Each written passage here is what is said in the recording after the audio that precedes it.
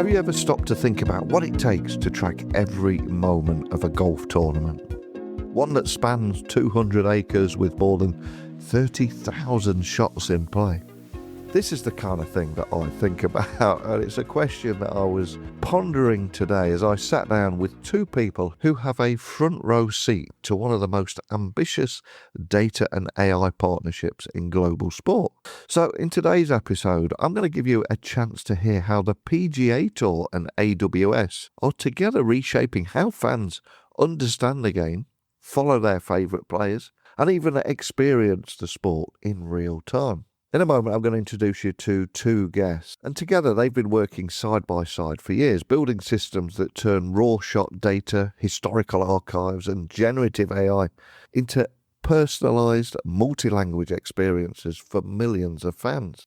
And their work stretches from automated play-by-play to automated camera switching to a mobile experience that adapts on the fly to what every single fan wants to see. So today you can expect to hear how they think about accuracy, scale and validation and storytelling, along with a much broader shift toward AI agents and hyper-personalization.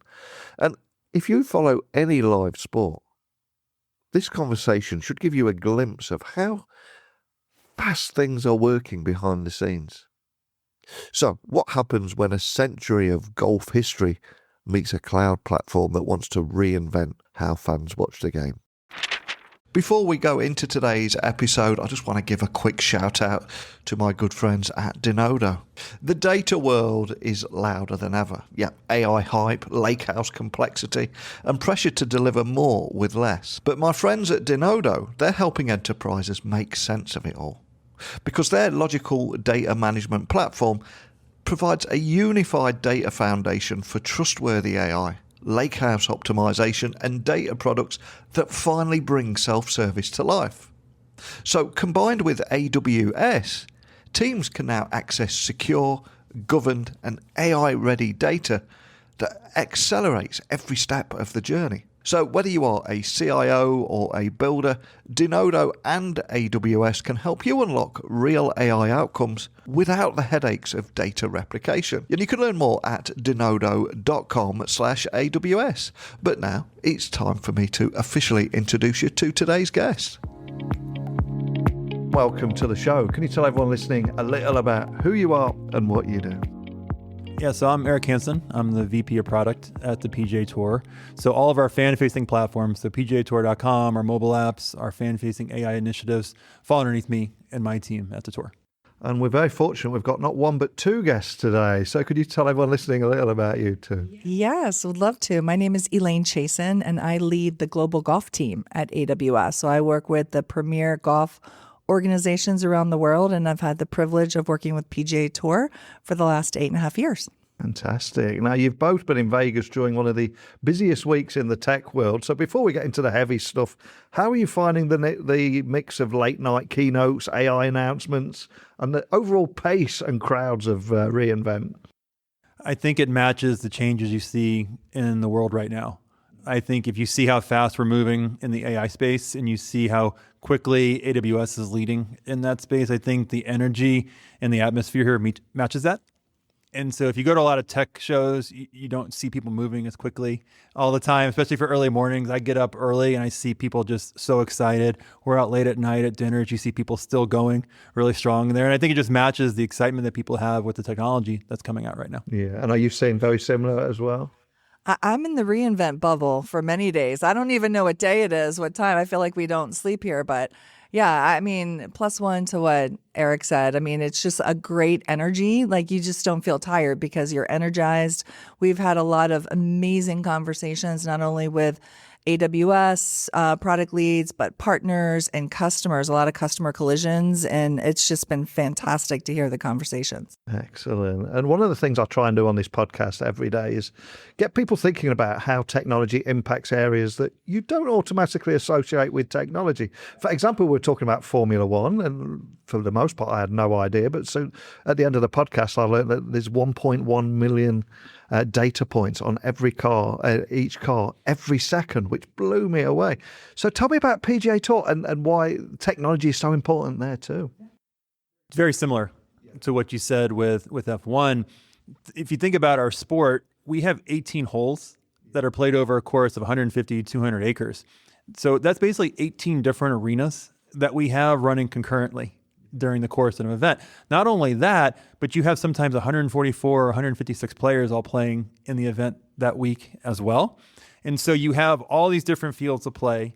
You have all these different players, and then their position affects another person on the leaderboard as well. So much like you said with F1, when someone goes into the lead, it affects everyone else on the leaderboard. We have the same thing. So if someone makes a birdie on a hole, they move up the leaderboard, it pushes everyone else down that leaderboard. So you have to track all that information. Not only that, we have to track every ball that's hit across the course. And that sometimes is over 30,000 different shots during the course of a PGA Tour tournament. So you talk about F1 and the amount of data points there. We have just 30,000 just latitude, longitude points that we have to look at over the course of an event. Never mind the fact that we're tracking every single ball off the tee using radar. So we're tracking all these different shots and trajectories that go down the course. We're tracking different statistical components of those shots as well, and so they add up over time, over the course of the event, which leads us to having a lot of different data points stored inside our systems. And when you think about the PGA Tour's long partnership with AWS, how would you describe the shift from maybe traditional broadcast workflows to a world where 30 years of media guides are now searchable data that is powering fan experiences? Another example, I was talking with Real Madrid and Man United, and they were talking from a soccer point of view. They've got 60,000 people, 70,000 people on the stadium there that day, but they've got 5 million viewers around the world that they need to improve that fan experience. Presumably exactly the same for yourselves. So absolutely. And you know, with a PGA Tour, you think about just the massive amount of data that we have. So we have 100 years of video assets, their media asset management system that they've migrated into AWS. They take all of the shot data. So they have a proprietary system called ShotLink, which captures all the data that Eric was talking about, every single shot. All of that is in AWS. They shut down all their data centers. And their colo, all that runs in AWS. So you have this massive media lake that they have that then they can leverage that and apply AI and generative AI to be able to quickly give the fans what information they want when they want it. It's incredibly cool. And as you mentioned a few moments ago, the tour deals with 32,000 shots across 200 acres every day. So how does that scale push you towards automated commentary? And what gaps did you want AI to help you close as well? Yeah, I'll start with the gaps part first. So when you have that many players, it's impossible to write content for every single one of those players. It's also really important to put context around every single shot that happens. So during the course of an event, we only have about 30% of all those shots on video. So 70% of those shots have no video to actually show what happened. So that's where generative AI comes in. We can use Gen AI to basically provide context around that shot. So if a player hits the ball 300 yards, we can tell you how frequently are they hitting the fairway this week? How are they comparing to the rest of the field? So there's no commentator there to say that, but we're adding in that commentary inside of it. So that's where Gen AI helps us with that part. Also, I mentioned we have 144 players in the field.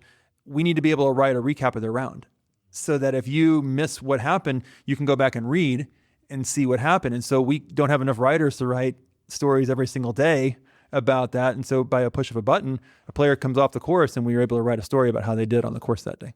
Well, also, I think what the PGA Tour does so well is they really take input from their fans. So they have this initiative called the Fan Forward. It's over 50,000 fans that they ask questions. What do you want to see? How do you want to see it? Like, what information do you want? And then we use mechanisms and programs within AWS to help them solve some really hard problems using our technology. I mean, one example is the AWS Generative AI Innovation Center. So we come together with a tour, we ideate, we talk about the problems, and then we work backwards and then use our technology to help them solve it.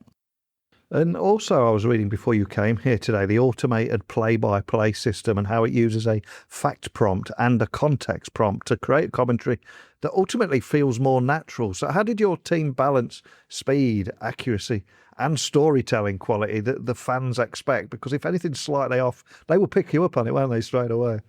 No, you're exactly right. And so when we were coming up with this concept, the original version of it only really talked about the fact part. And that's essentially, if you look at a lot of Gen AI work, that's in sports in particular, that's what you see is it'll tell you a fact. And we said, that's not good enough because we need to actually put context around it. And so what we end up doing is we take a fact and then we have a rules engine that basically says, based on this fact, go look at these other different statistical points and add context to it on top of that. And so that way we're enriching the data so that fans have more information to know. And the way we use that, this is the way I use this personally, is on Sunday, we're down to 2 or 3 players on the course. Say there's a 1-shot lead.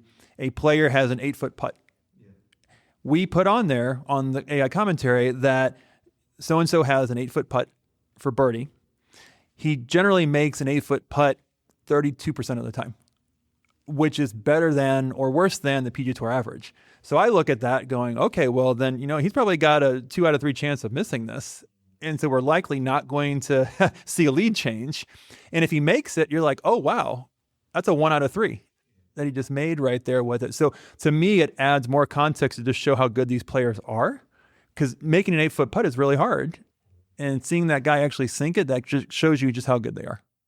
And for many fans listening, they're going to be curious about the next step, which I often read about is audio commentary across every shot live. That's something that cropped up in my research. But how do you view the opportunity to do things like add multiple languages or real-time audio for every player during a tournament? Feels like there's a lot of opportunities there. Yeah. There's so much we're doing together. It's like I think that is really one of the things that works the best for our partnership. We push each other very hard, both of us. I mean, they drive our AI roadmap. I can't tell you how many feature requests they have. So they push us very hard. But I'll give you an example. This past year at the Bay Current Classic, which is in Tokyo, just outside of Tokyo. So we took what PGA Tour had, their AI text commentary that Eric mentioned that gives statistical information and color commentary on every single shot. That was in English. And we just a couple weeks before we went to Bay Current Classic, we were executing a hospitality program there, and our AWS marketing team said, can we have instantaneous language translation? And can you put it in production? And so the PGA Tour stepped up. The team, they've built an incredible software development lifecycle, how they actually do development, and they delivered in production instantaneous language translation in Japanese, as an example. And so one of the ways we're expanding upon that then is trying to take it to the next level and actually do automated TV production. And so this week at the reInvent Pro-Am here in town, we actually practiced automating a live sports broadcast through AI automation. And the way that worked was we have a camera behind our tee. So when a player hits their first shot, within a second, we know where the ball is going to land off the tee. And so we have 3 to 4 cameras around the green using the AI technology that AWS helped us create. We are able then to choose which camera is going to show the ball land the best, all through automated switching. So as the ball is in the air, the camera switches automatically to the one camera that's going to show it where it's going to land the best. And then it actually pans and tilts and zooms on the ball all automatically as well to show you where the ball lands. Then we actually had a leaderboard that showed closest to the pin, and all the graphics were automated as well. So this entire production was running with no humans involved, cutting between cameras and putting all the statistical graphics on the screen, again, with no people involved inside of it. And to give additional context to that, which is so important for the fan, why this is so critical for the PGA Tour, it's like one of the most exciting things that we've had the privilege of working with them on is if you watch a regular broadcast, watch a golf tournament on TV, only about 30% of the shots are actually televised. So if your favorite player is not in the leader group, you might not get to see any of their shots. Well, using this technology, the PGA Tour will be able to capture every single shot and maybe have a second screen experience or however they're going to present it, but they'll be able to capture all the shots of all the players at a tournament. Wow, that's incredible. And of course, Tourcast already lets fans see shot shape, radar data, and progress around the course. How do these AI layers change the way fans can follow their favourite players, especially during long days with simultaneous action across the field? I mean, you made a great point there about being able to follow the players individually, but anything else? So we're going to be rolling out in January a new feature on our mobile app that solves that exact problem that you're talking about. So we have a section on our mobile app called Your Tour. So your favorite players now are going to have a lot of this Gen AI content surfaced to the very front of the app that, depending on where they are, the time of the day, it's going to serve you up different Gen AI components. So it's either going to give you that round recap, it's going to tell you about the hole they're on and the shot they're taking right now. It's going to serve up different video clips for you as well if they finish the round or they've hit some really good shots during the round. So we're really leveraging all these Gen AI capabilities and all the things that we've built here to really personalize the fan experience in our mobile app for people based on their favorite players. Now, we're mentioning generative AI here, and it's not only changing commentary, it's also changing fan creativity. And the course creator at the Tour Championship lets fans design the entire golf course in just a few seconds. So what did that experiment teach you about how fans want to interact with the sport? Did you learn anything from that? Yeah, I mean, I think what we hear, at least from fans, is you have different types of fans, right? You have some like my dad who likes to watch the traditional broadcast. Don't mess with that. He likes it the way it is. Sunday it's always on at the house. But then you also have, younger fans that want to experience golf in different ways. And I think what's incredible about PGA Tour is we are working with them to experiment, different ways that Creator Classic, different ways they're going to enjoy content. And, the thing is about the tour is they don't have staff to do, just massive amounts of work. They're a relatively small team. And so I think if you use technology and automation and use generative AI to help them test and experiment and find different ways to reach the fan, they just like the example I used with Bay Current Classic and instantaneous language translation, they've built their teams, their tech teams are at such a high level that they can experiment and try things, and sometimes trying things in production, which is a little scary, but and then they do a great job collecting metrics and seeing what the fans like. Now, as an ex-IT guy, I've got to ask, we often talk about the risks when AI is integrated, especially into live content. So is there anything you can share around the kind of validation standards that you set, and how do you ensure that the commentary stays aligned with the PGA Tour accuracy requirements? I know it's a bit of a grey question, but it's an important one, isn't it? No, it's a great question, and it's something that we bake into everything that we do. So a core to everything that we do is validation. And so we've even created validation agents to be able to make sure that when we build different capabilities, that we always have validation at the core of it. So we talked a lot about our AI shot commentary. And you're right, there's a lot of things that could go wrong with that. And so what we built into that is validation. And essentially we built a validator that looks at the commentary, make sure it matches like all these different components, brand voice, right, statistical information. If it passes, it goes on. If it fails, we just send it back to the LLM again and have it reprocessed, because usually if you send it back through again, it's okay the second time.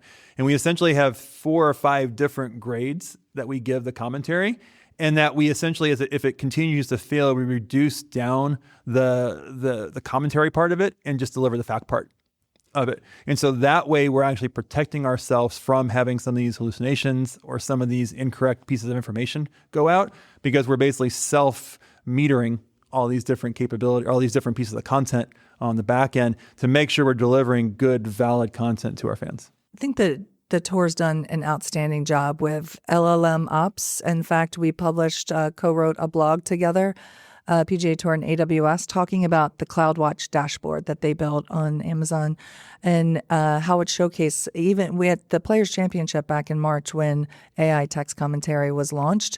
They had this rules engine that Eric talked about that really was, automatically checking and making sure that what was published was accurate, because it's everything for their brand, right? You can't have misinformation out there, but they've built this automation rules engine on CloudWatch that is, I think a lot of our customers could learn from, because several customers are still kind of at the early days of generative AI. They're doing proof of concepts, they're experimenting, they're trying it, but they've actually built an ops model into what they deploy that is, protecting their brand.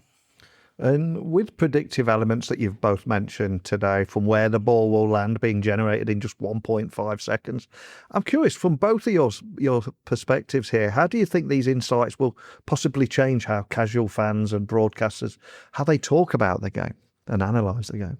Yeah, I think, as the PGA Tour launched the World Feed back in March of this year. So they are looking to, in the future, customize the World Feed and maybe have localized graphics.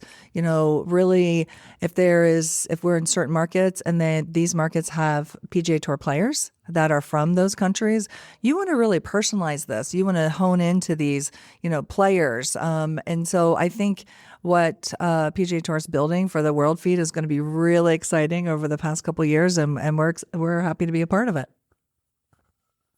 Just to add another example on that, in March we met with our Japanese broadcasters, and we were showing them the text commentary system that we had created, and they asked us if they could use that on TV. And they said, we're following a lot of Japanese players. We don't necessarily have all the stats and data about them because they're not necessarily part of one of the lead groups each and every week. But they said, can we use this data to enrich our broadcast? And the commentator told me, he goes, this will make me sound smart on TV because you're surfacing a lot of content that I didn't know. And he goes, I could go look up all this different data. But he goes, this comes up so much more quickly than me going through and looking at the stats. He goes, I can just read off some of these things to the fans through TV to really enrich their experience. Incredibly cool. And finally, as we look ahead into 2026 and beyond, where do you both see the biggest leap forward as you continue working with AWS, whether it's fan personalization, multilingual experiences, virtual assistants, or something we've not talked about today? What would it be? I think it's all of them. I think the way we look at it is we progressively go into each of these areas. You highlighted a lot of pieces, the Gen AI part, the personalization part. We're going to continue to drive into that and get good at that, which allows us time then to go focus on the next big thing that's coming up. For us, it's the agentic side of it. Yeah. It's like, how do we create more of these agents and then orchestrate those agents together to build more of these different capabilities we need? We're also looking at how we improve employee productivity with this. So there's a lot of manual work that happens within our building, within our office, that these things that we're building right now for fans could also help our internal employees with it. And so can we start going into the productivity side of the business as well and saying these agents can actually help you with other things to make your job easier and better?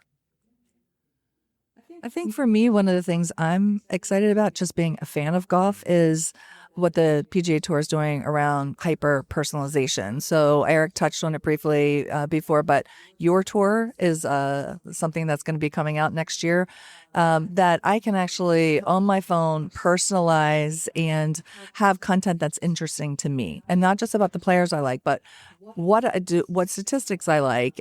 They have an incredible amount of data, and they publish all that on their website and their app. But the only difficulty sometimes right now is it's just so much to consume. I mean, they're playing week in and week out, 40 tournaments, like you mentioned, 144, sometimes 156 players.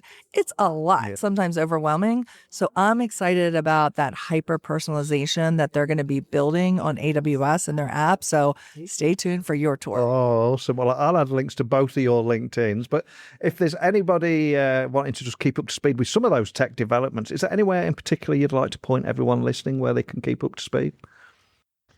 I'll point you to the blogs that AWS writes, because they do a fantastic job doing deep dives into this, especially people who are really technology focused. The AWS team does a fantastic job documenting a lot of this. We have a section on our website on pgatour.com that talks about what's new, so that kind of gives you the fan-facing side of it. But the really deep down, like tech parts of it, AWS does a great job of documenting that. We have a PGA Tour landing page. So if you go to, I don't have the URL off the top of my head, but just Google it. It's the AWS landing page for PGA Tour, and it has case studies out there. It also has videos of some of their speaking engagements that they've had. So we talk about a lot of this capability. A lot of the blogs that Eric mentioned are on our landing page at the AWS website. Awesome. And to save everyone a Google, I'll add links to everything there as well. But more than anything, just thank you for stopping by today. Really appreciate your time. Thank you. Thank you very much. I think conversations like this remind me of how quickly sports technology is moving and how much of that change is shaped by collaboration that sits well out of sight. And I think Eric and Elaine shared a clear window today into the foundations behind it, whether it be validation layers that protect the brand to experiments that bring every player into view rather than just a few that are selected on a broadcast feed. And it's a shift that speaks to both the ambition of the PGA Tour and the pace of innovation at AWS. And I really think that there's a wider story here about how fans will consume sport over the next few years. And hyper-personalised feed, multilingual commentary and agent-power production pipelines, all these things are edging closer to the mainstream. And it's this tech partnership that is already proving what is possible. And I walked away from our conversation today almost sensing how many ideas are still on the horizon and how quickly they will move into production once those foundations settle. So if you follow golf, cloud engineering, or just interested in the future of AI and live entertainment, I'd love to hear from you and what stood out for you in this conversation today. So, where do you see the next wave of innovation arriving, and how would you like these experiences to evolve? As always, tech blog writer at outlook.com, LinkedIn, X, Instagram, just at Neil C. Hughes. Love to hear from you on this. But I'm afraid we're out of time once again. So I'll be back again tomorrow with another guest. But thank you for listening as always, and I'll speak with you all again nice and early tomorrow morning.